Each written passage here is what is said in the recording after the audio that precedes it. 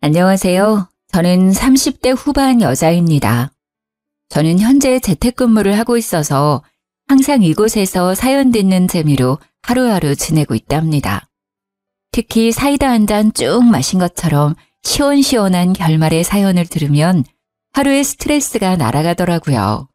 다양한 사연이 많지만 저의 지난 이야기처럼 믿기 힘든 것도 없을 것 같아서 용기를 내어 몇 년 전에 겪었던 이야기를 한번 털어놔 보려고 해요.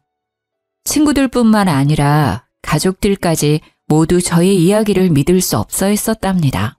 뉴스에 나올 정도라고 제보하라고까지 했을 정도였죠. 이런 제 이야기를 한번 들어봐 주시겠어요? 지금도 가끔 자려고 눈을 감으면 생각나는 장면이 있어요. 바로 저의 원수 같은 두 사람이 제 앞에서 무릎을 꿇고 눈물을 줄줄 흘리고 있는 모습이죠. 제발 한 번만 봐주면 안 될까? 나도 정말 힘들었어. 몇 년 동안 네 그림자에 숨어 살아야만 했다고. 난 아무 잘못 없어. 다 이 여자 때문이라고 말했잖아. 우리 다시 예전으로 돌아갈 수만 있다면 내가 진짜 당신한테 충성할게. 둘 다 입 좀 닥쳐줄래? 안 그래도 울리는 머리 더 아프니까? 경찰서 끌려갈 각오나 하셔. 저는 제 발목을 끌어안으려는 남편의 손을 발로 팍 밟아버리고 차갑게 돌아섰답니다. 남편이 악소리를 지르며 손을 움켜잡고 바닥을 뒹굴었죠. 어쩌다 이런 지경까지 가게 되었는지 몇 년 전의 이야기를 한번 시작해 볼게요. 저는 몇 년 전에 교통사고를 아주 크게 당해서 거의 6개월이 넘도록 병원에 입원해 있었어요. 사실 이것도 기억이 나지 않고 다 들은 이야기죠. 저는 내내 의식이 없는 채로 있었거든요. 그렇게 6개월을 거진 식물인간 상태로 지내다가 기적적으로 눈을 뜨게 되었답니다. 처음으로 눈을 떠서 주위를 둘러보던 때가 생각이 나네요. 마치 신생아처럼 모든 게 새롭고 이상하게 보이더라고요. 저를 돌봐주던 간병인이 있었는데 제가 움직이자 아주 놀라서 간호사를 부르러 달려가더라고요. 그렇게 정신없이 시간이 흘러갔고 제 친척 언니라는 사람이 저를 퇴원시키러 왔답니다. 물론 저에겐 낯선 사람이었어요. 왜냐하면 사고의 충격으로 저는 모든 기억을 잃어버리게 되었거든요. 무슨 드라마에서나 봤을 법한 일이 막상 저한테 닥치니까 정말 눈앞이 깜깜하더라고요. 마치 머릿속이 검정색 물감으로 칠해진 듯이 아무것도 보이지도 않고 떠오르지도 않으니 미칠 노릇이었어요. 친척 언니는 저와는 별로 닮지 않았더라고요. 쫙 찢어진 눈에 머리를 거의 금발처럼 염색을 한 게 차림새도 엄청 화려했어요. 못 깨어날 줄 알았는데 결국은 정신을 차리긴 차렸네. 일단 너는 갈 데가 없으니까 우리 집으로 가자. 나랑 남편이랑 둘이 사는데 작은 방이 하나 남으니까 거기서 지내. 난 집이 없었어? 나이가 36인데 직장도 없고? 부모님은? 넌 천의 고아야. 너네 부모님이 너가 아주 어릴 때 돌아가셔서 넌 우리 집에서 빌부터 살았어. 작은 구멍가게 같은 회사 다니긴 했는데 사고 나기 전에 이미 관뒀고. 한마디로 너는 나이만 들고 돈도 없는 백수지. 그럼 지금까지 언니 집에서 얹혀 살았다는 거야? 언니 부모님이랑? 아니 뭐 그건 아니고. 너도 작은 원룸에서 혼자 월세로 살았는데 알다시피 너 6개월 동안 병원에 있었잖아. 그래서 내가 방 뺐지. 그 보증금은 네 병원비로 다 나갔어. 야, 내가 네 병원비도 보태줬다. 나중에 다 갚아. 알았어? 암튼 그만 물어보고 퇴원이나 하자. 언니는 제가 병원에 있는 동안 저를 돌보기가 많이 힘들었던 건지 아주 쌀쌀맞더라고요. 저는 제 처지가 너무 한심하고도 불쌍해서 더욱 주눅이 들었죠. 그렇게 언니가 사는 빌라로 함께 가게 되었답니다. 여러 개의 동이 있는 신축 빌라라서 아파트랑 비슷하더라고요.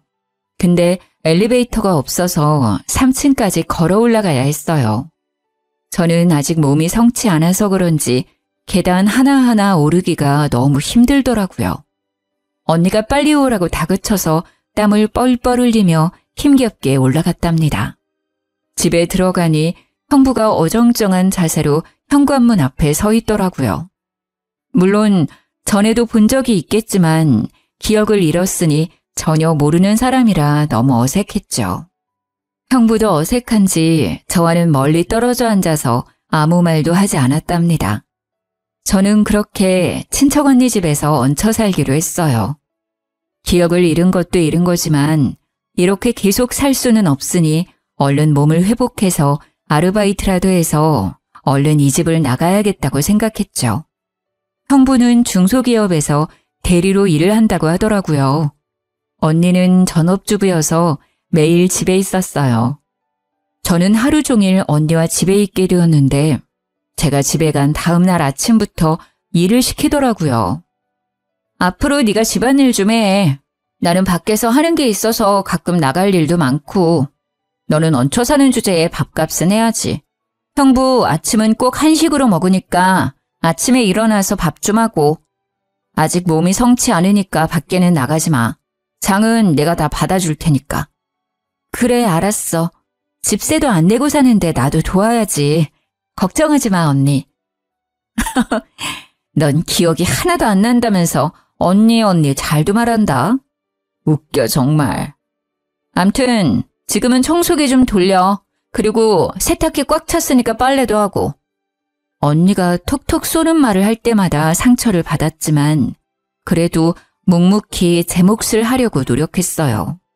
뼈도 다 부서졌었다고 그러더니 조금만 팔을 움직여도 아직 통증이 있었지만 그래도 아침마다 언니와 형부가 먹을 밥을 꼬박꼬박 차려줬답니다.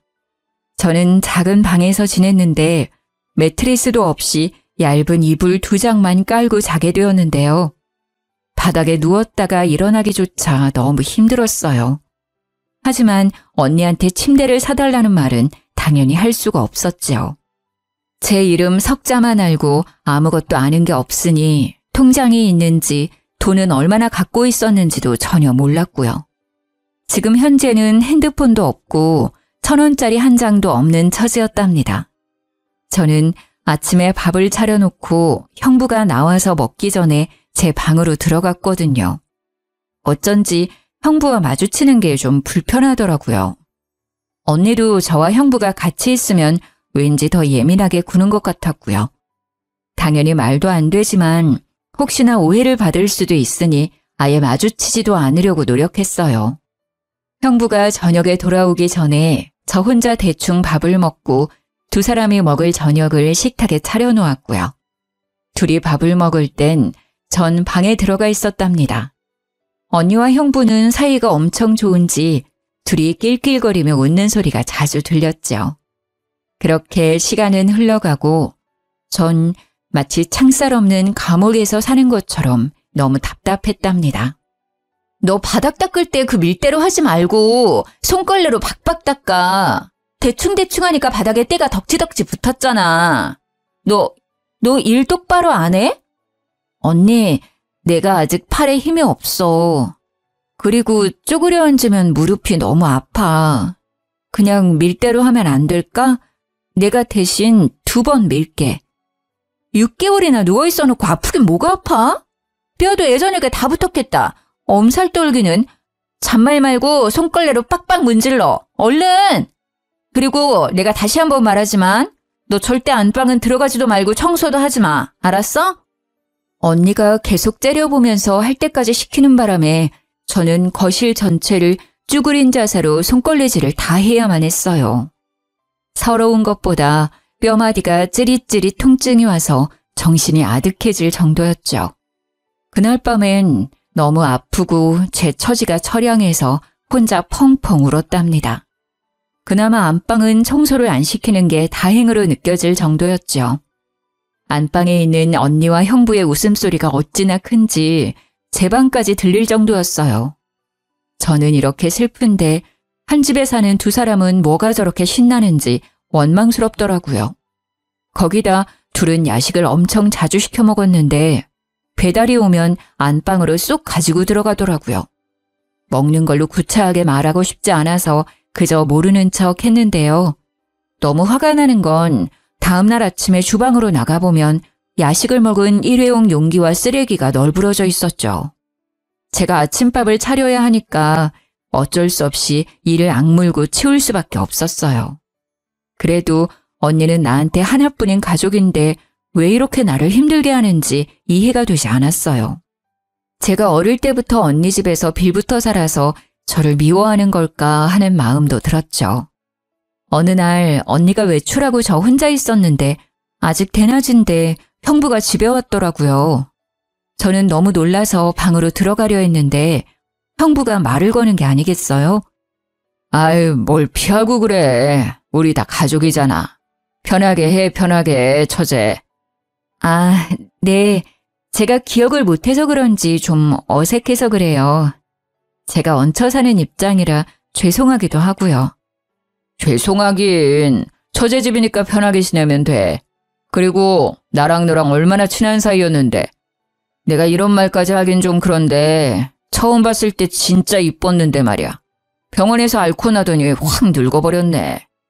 언니가 있을 땐 말 한마디도 없다가 갑자기 반말을 하면서 너라고까지 하니까 기분이 너무 나쁘더라고요. 분위기도 이상해지고 그래서 슬그머니 부엌 그루 자리를 피했어요. 할 게 없으니 저녁 준비나 일찍 하려고 냉장고에서 채소를 꺼내서 썰기 시작했죠. 아니 그런데 형부가 부엌까지 따라 들어오는 거예요. 저는 모른 채 하고 요리만 계속하고 있었고 형부는 옆에서 저를 은근한 눈빛으로 바라보는데 진짜 짜증이 나더라고요. 진짜 신기한 게 기억 다 잃었다면서 어떻게 요리하는 건 다 기억해? 심지어 맛도 예전이랑 똑같아. 난 네가 해줬던 김치찌개 참 좋아했거든. 오늘 김치찌개 해줄래? 어느새 제 바로 옆까지 와서는 이런 말을 하는데 소름이 쫙 끼치는 거 있죠. 근데 갑자기 형부가 제 손을 덥석 잡는 게 아니겠어요? 저는 너무 놀라서 형부 손을 팍 쳐버렸어요. 지금 뭐 하는 거예요? 아까부터 이상한 말이나 하고 그 기분 나쁜 눈빛은 또 뭐예요? 언니한테 다 말해도 돼요? 저는 다 내동댕이 쳐버리고 방으로 들어와서 문을 잠가버렸어요. 밖에서는 한동안 아무 소리도 없다가 텔레비전 소리가 나더라고요. 저는 밖으로 나가기가 싫어서 그대로 잠을 자버렸어요. 시간이 얼마나 지났을까 갑자기 제 방문을 부서져라 쾅쾅 치는 거예요. 깜짝 놀라서 잠에서 깼는데 언니의 화난 목소리가 들렸어요. 야, 문 열어. 너 뭐 하는 거야? 지금이 몇 시인데 밥도 안 해놨어. 형부도 굶고 있었잖아. 당장 문 안 열어?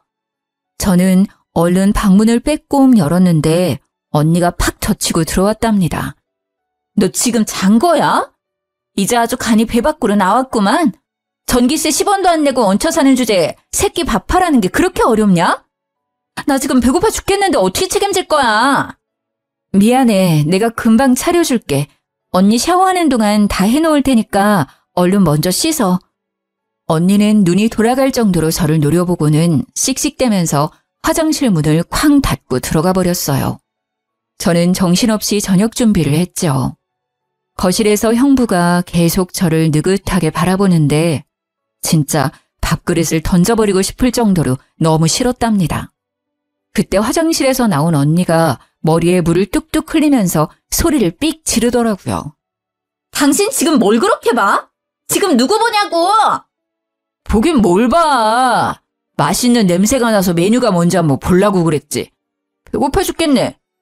저는 잘못한 것도 없는데 괜히 찔리는 마음이 들어서 집에 있는 게 너무 불편했어요.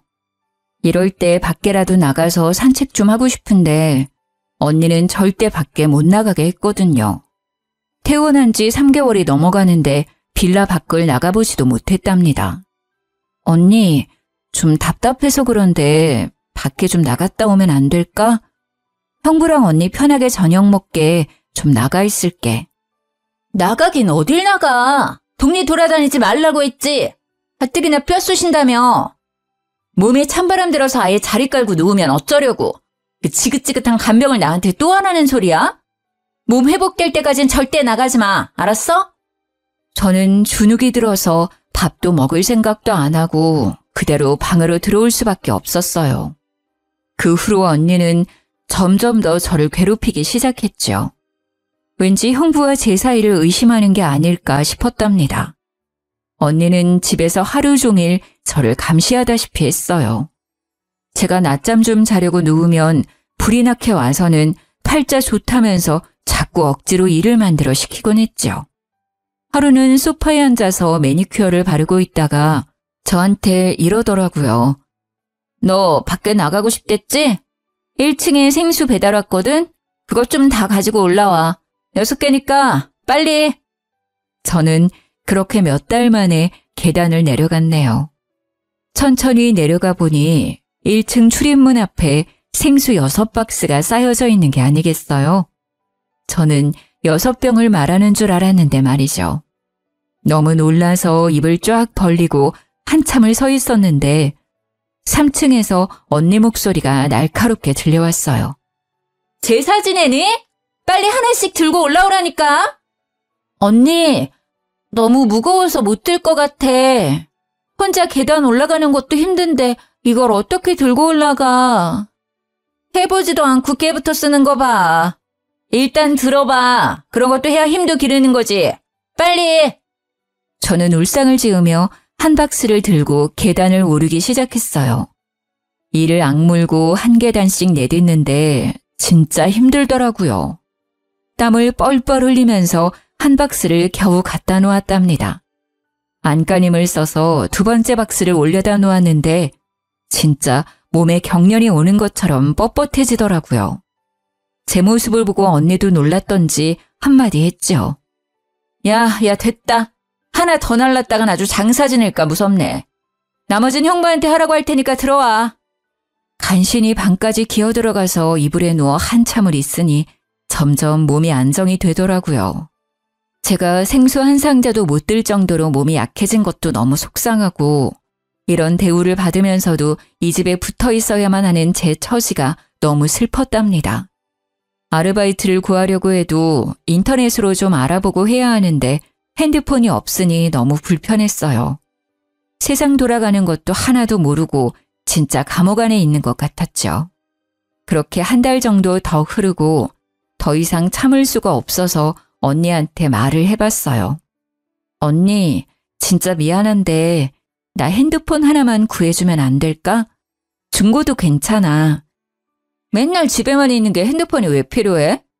이젠 좀 살만해졌나 보지? 나도 돈 없어. 코딱지만한 빌라에 사는 거 보면 몰라? 핸드폰 같은 소리 하고 있네 진짜. 언제까지 이렇게 얹혀 살 순 없잖아.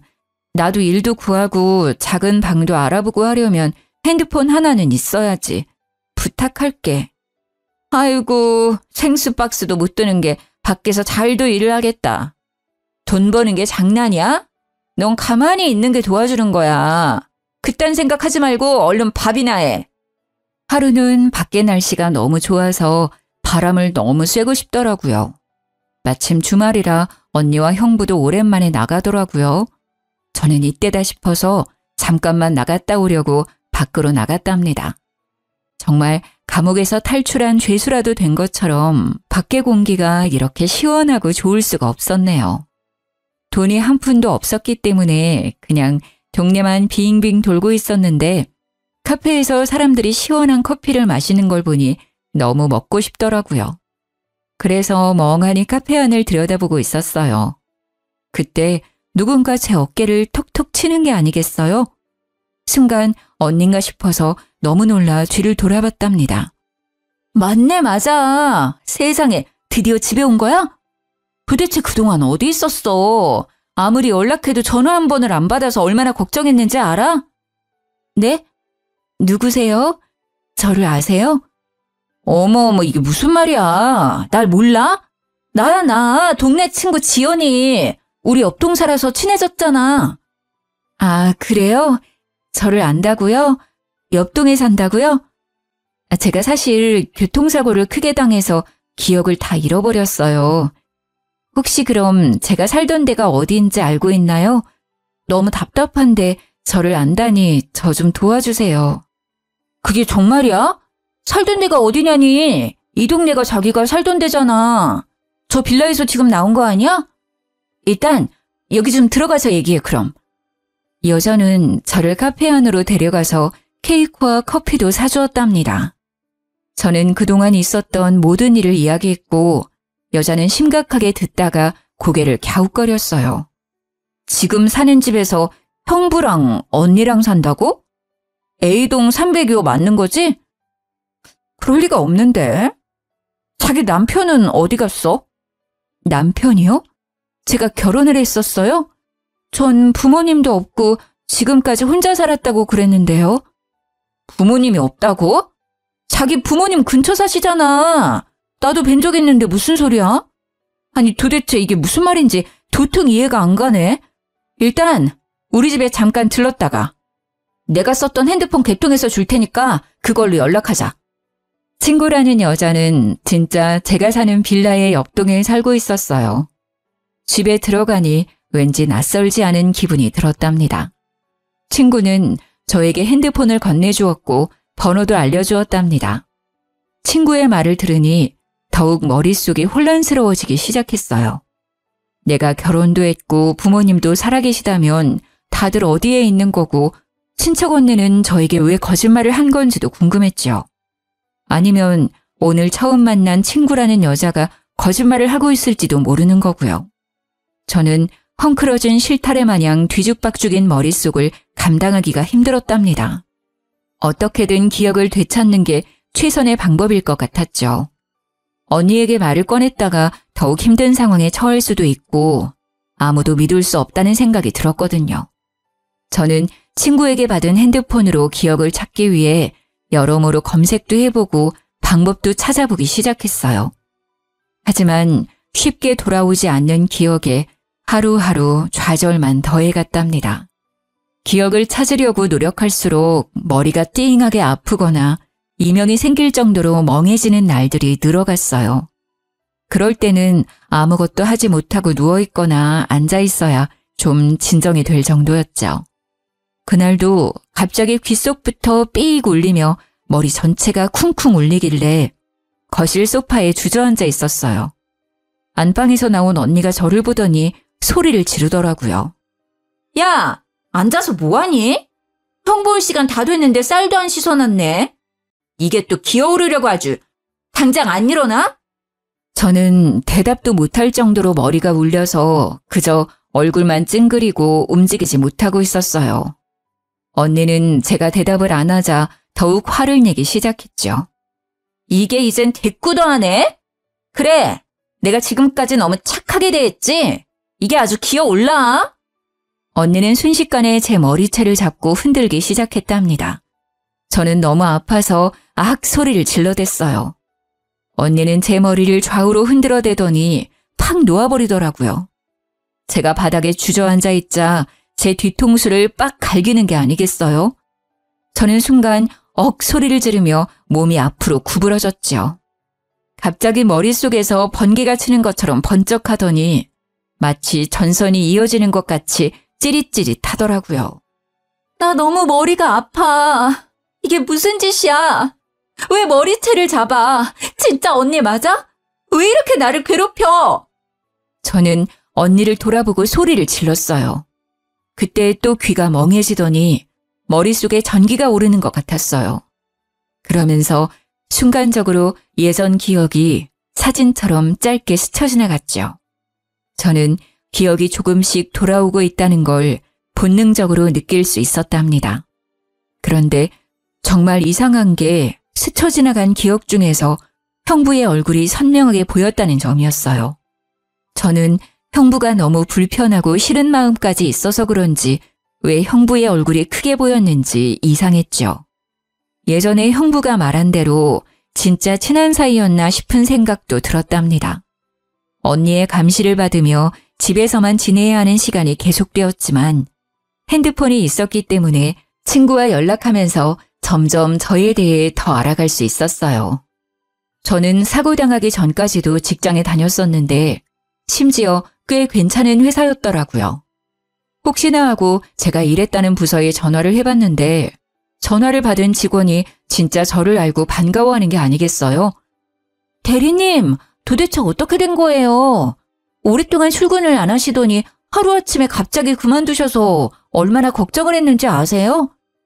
아, 정말 미안한데 나중에 다 설명해 줄 테니까 혹시 저에 관한 서류 좀 받아볼 수 있을까요?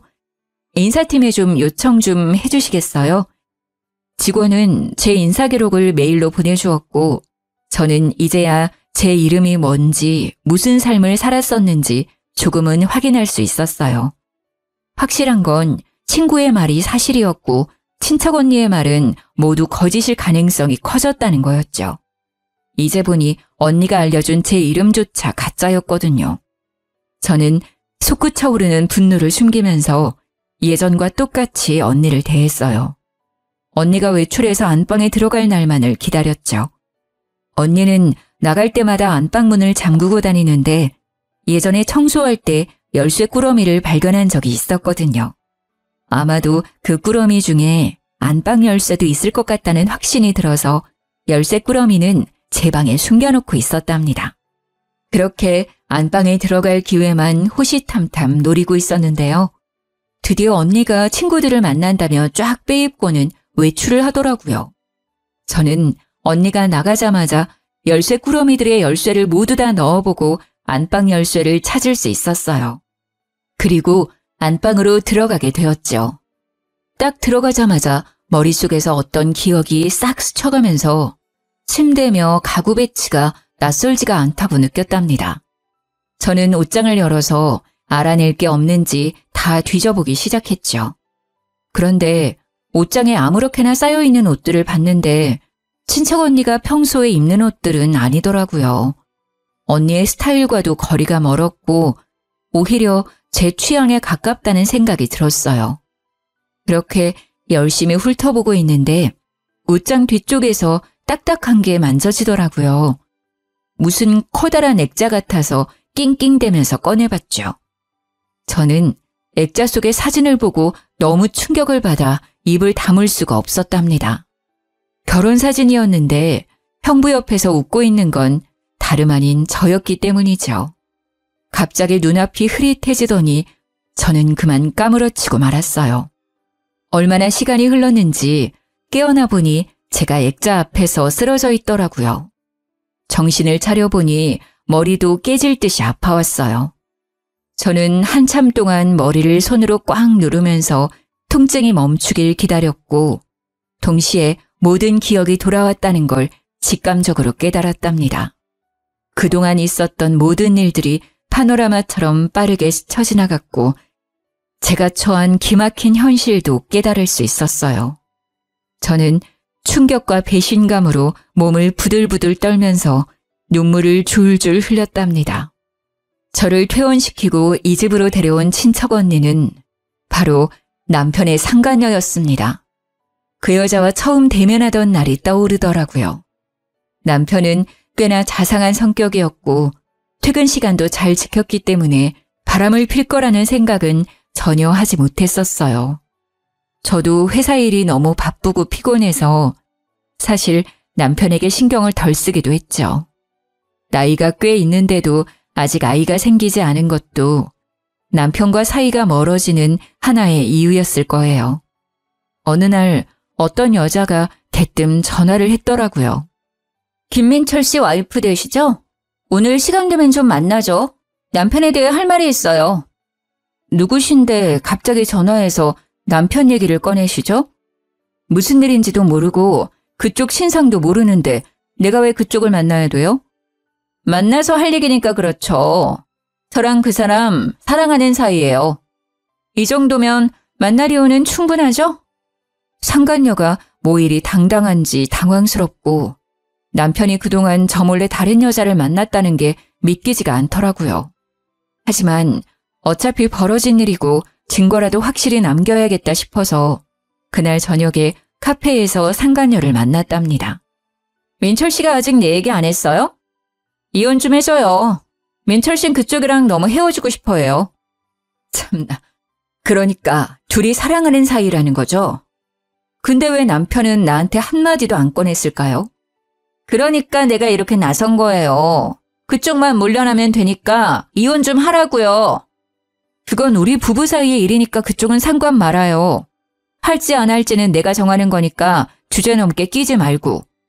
나는 자리를 박차고 나와 당장 집으로 가서 남편에게 녹음한 걸 들려주며 따져 물었죠. 그렇게 이혼을 바라면서 왜 숨겼어? 기다려. 내가 상간녀 소송 먼저 하고 이혼 소송도 바로 걸어줄 테니까. 여보, 제발 이혼만은 안 돼. 내가 정말 잘못했어. 한순간의 실수였어. 정말이야. 이젠 다시 안 만날게. 내가 헤어지자고 하니까 그 여자가 정신이 나가서 당신한테 말했나 봐. 내가 정리할게. 제발. 남편이 상간녀와 헤어지려고 하자 상간녀가 폭발해서 저한테 모든 걸 다 밝힌 모양이더라고요. 그날부터 남편은 이혼은 절대 안 된다고 매일같이 매달렸답니다. 그와 동시에 상간녀는 저한테 매일 밤 전화를 해서 이혼하라고 소리를 질러댔죠. 진짜 지옥 같은 시간들이었어요. 저는 도저히 참을 수 없어서 양가 부모님한테 모두 털어놓고 이혼 소송을 진행하기로 마음을 먹었답니다. 그렇게 퇴근을 하고 친정 부모님을 뵈러 가려고 회사 건물을 나섰는데 남편이 저를 기다리고 있는 거예요. 제가 남편을 무시하고 지나가자 남편이 거칠게 제 손목을 낚아채더라고요. 왜 이래? 회사 사람들 보겠어. 당장 안 나? 너 어디 가는 거야? 내가 부모님한텐 절대 말하지 말라고 했잖아. 다 정리했다니까? 정리했는데 매일 밤 그 여자가 나한테 번호를 바꿔가면서 술 먹고 전화해 대니? 난 더 이상 봐줄 수 없어. 오늘 우리 부모님한테 먼저 말할 거니까 그렇게 알아. 저는 남편을 뿌리치고 횡단보도로 달려나갔어요. 그리고 그 순간 트럭의 불빛이 제 눈을 찌르는 걸 마지막으로 모든 기억이 사라졌던 거죠. 저는 남편 때문에 흥분해서 신호를 미처 보지 못하고 차도로 뛰어들었고 그렇게 트럭에 치여 사고가 나게 된 것이었답니다. 모든 기억을 찾은 저는 남편에게 전화를 걸었어요. 남편이 능글맞은 목소리로 전화를 받더군요. 처제가 웬일로 나한테 전화를 다 했어? 무슨 일이야? 언니 지금 집에 없어? 네, 언니 지금 집에 없는데요. 형부, 죄송한데 지금 바로 와주시면 안 될까요? 제가 몸이 안 좋아서요. 전화를 끊고 거의 1시간 만에 남편이 눈썹을 휘날리며 달려왔더군요. 소파에 앉아있는 저를 보더니 제 옆에 착 달라붙어 앉더라고요. 처제, 어디가 아파? 내가 좀 봐줄까? 방이 좀 눕지 그래. 처제 같은 소리하고 자빠졌네. 너 도대체 나한테 무슨 짓을 저지른 거야? 이 짐승만도 못한 놈아. 제가 돌변해서 소리를 지르자 남편이 입을 떡 벌리고 저를 쳐다보더라고요.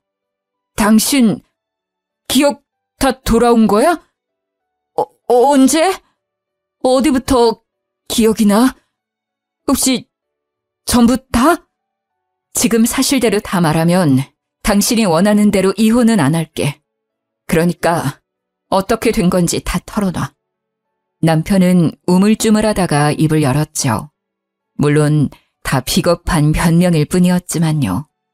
당신이 사고로 머리를 너무 심하게 다쳐서 수술도 여러 번 했거든. 의사가 가망 없다고 할 정도였어. 양쪽 부모님한테 사고 났다고 말씀드리면 나 바람난 것까지 다 아실 거고. 그래서 너무 무서워서 어떻게 해야 되나 그러고 있었는데 아니 걔가 살지 죽을지도 아직 모르니까 일단 말하지 말고 기다리자는 거야. 그래서 가족들 감쪽같이 속이고 6개월이나 나를 병원에 숨겨놨다 이거야? 이 머저리야? 아니 걔가 당신한테 보험 있냐고 물어보더라고. 생명보험 있다니까 일단 더 기다렸다가 혹시나 당신이 잘못되면 그 돈 갖고 결혼하자고 자꾸 꼬시는 거야. 시간은 계속하니까 이젠 말하기도 너무 늦었고. 그런데 저는 6개월이나 계속 죽지 않고 살아있었던 거고 심지어 회복까지 된 거였죠. 그동안 남편은 제 가족들에게 제가 여행을 갔다느니 너무 바쁘다느니 계속 핑계를 대며 집에 찾아오지 못하게 막기까지 했던 것이요. 심지어 제 회사에 찾아가서는 제가 아프다면서 대신 사직서까지 제출했다는 거예요. 하루가 멀다 하고 야근까지 해가면서 치열하게 지켰던 자리였는데 제 보호자의 위치에 있다는 걸 이용해서 제 커리어까지 망가뜨린 거죠.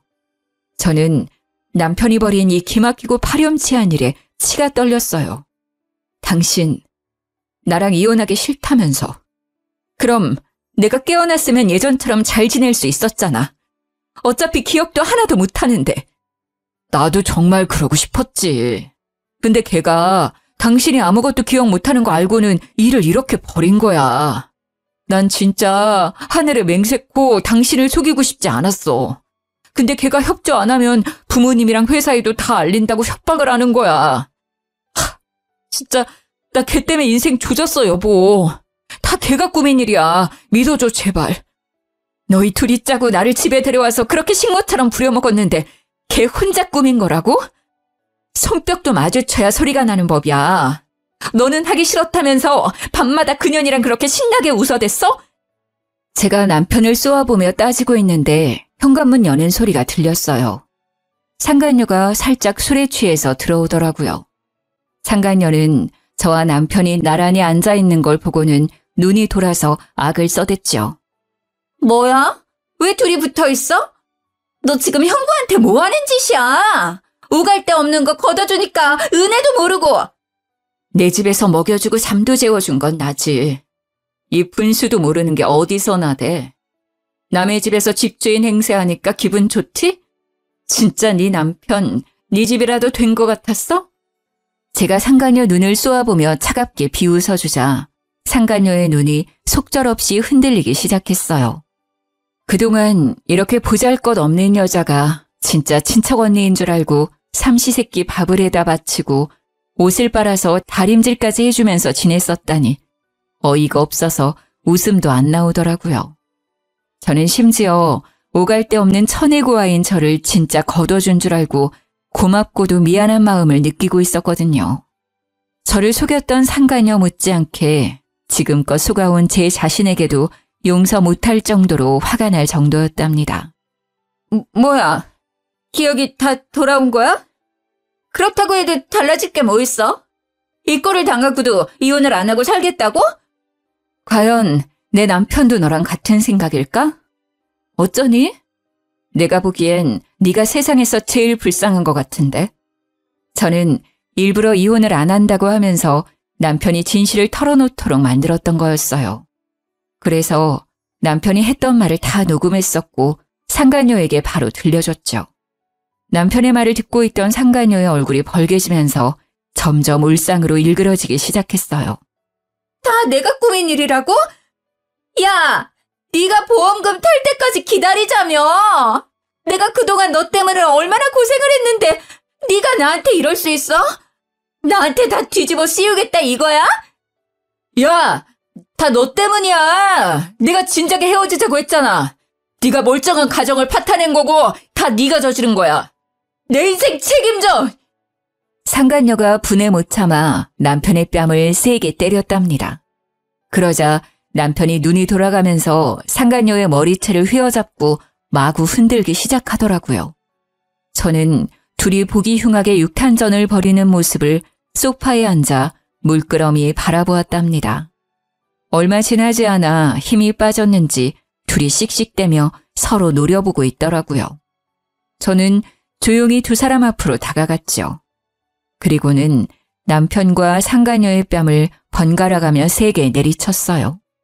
제가 몸이 약해져서 그런지 마음먹은 것처럼 때리지를 못하니 너무 속상하더라고요. 때릴 사람은 난데 왜 니네 둘이 치고받고 난리야. 서로 그만 탓하고 너희 둘이 사이좋게 같이 콩밥 먹으러 들어갈 거니까 각오나 하고 있어. 그때 남편이 무릎을 꿇고는 종아리를 잡고 늘어졌어요. 상간녀도 그 옆에 털썩 주저앉더라고요. 여보, 제발 한 번만 용서해줘. 앞으로 허튼 짓 안 하고 당신 말만 듣고 살게. 제발 한 번만 믿어줘. 아니, 솔직히 우리가 무슨 잘못을 했어? 사고로 다친 사람 옆에서 간병해주고 병원비 내주고 집까지 데려와서 돌봐준 건데? 뭘로 콩밥을 먹일 건데? 법이나 알고 그딴 소리 하는 거야? 따지고 보니 그러네. 내가 남편이고 보호자인데 내가 사고 난 배우자 돌봐준 걸로 감옥을 갈 순 없잖아. 그러는 너는 법을 잘 아나 봐. 그니까 누구 말이 맞을지 두고 보자고. 경찰 오면 얘기하라고. 뭐? 경찰? 내가 왜? 내가 왜 경찰서에 가야 돼? 상간녀가 저를 위협하듯이 확 다가와서 때릴 것 같은 포즈를 취하는 게 아니겠어요? 자기의 잘못을 전혀 반성하지 않는 모습에 기가 막히더라고요. 그때 마침 제 연락을 받고 오신 친정 부모님이 현관문을 박차고 들어오셨답니다. 이 짐승만도 못한 놈아. 네가 감히 우리를 속이고 내 딸을 못 보게 숨겼다 이거야? 바람까지 핀 주제에? 너 이놈, 오늘 네 제삿날이다. 친정아버지는 남편을 마구잡이로 때리기 시작했어요. 남편은 몸을 수그린 채 맞기만 하고 있었답니다. 친정어머니는 그 사이에 상간녀의 머리채를 잡고 마구 쥐어뜯기 시작하셨죠. 상간녀의 비명소리가 어찌나 큰지 빌라 전체에 울려 퍼질 정도였어요. 그 소란이 벌어지는 사이 미리 연락해두었던 경찰도 집으로 들어왔답니다. 두 사람은 나란히 수갑이 채워진 채로 현장에서 체포되었어요. 밤에 소란스러운 소리와 경찰까지 출동하자 빌라 앞은 구경하는 사람들로 가득했죠. 저는 부끄러운 건 아는지 얼굴을 애써 가리며 경찰차에 오르는 두 사람을 창가로 바라보았답니다. 그날 이후로 남편과는 다시는 만나지 않았어요. 두 사람은 죄질이 워낙 나빴기 때문에 다양한 죄목을 적용받아서 재판을 앞두고 있는 형편이 되었죠. 변호사 말로는 감옥에 갈 확률이 높다고 하더라고요. 제가 건 이혼 소송과 상간녀 소송은 그 두 사람에겐 제일 약한 재판이었을 거예요. 저는 위자료로 공동명의였던 빌라를 받을 수 있었답니다. 상간녀에게 위자료를 받아낸 것은 당연한 거였고요. 저는 그 집에서 당했던 일은 생각도 하기 싫었기에 바로 빌라를 팔아버렸어요. 그리고 지금은 친정 부모님과 함께 지내고 있답니다. 아직 사고 후유증으로 몸이 약해진 상태라서 간단한 재택근무를 하면서 지내고 있죠. 부모님의 보살핌을 받으며 음식도 잘 챙겨 먹다 보니 확실히 점점 몸이 나아지는 기분이 든답니다. 점점 원래의 제 삶과 일상으로 돌아오고 있죠. 하지만 지금도 가끔 밤에 악몽을 꾸기도 해요. 아직도 그 빌라의 작은 방에서 노예처럼 지내면서 혼자 울며 잠들었던 날들이 떠올라 가슴이 철렁하기도 하고요. 저한테 어떻게 그런 일이 벌어졌는지 기가 막힐 뿐이죠. 그것도 평생을 약속했던 남편이란 사람한테 그런 일을 당하다니.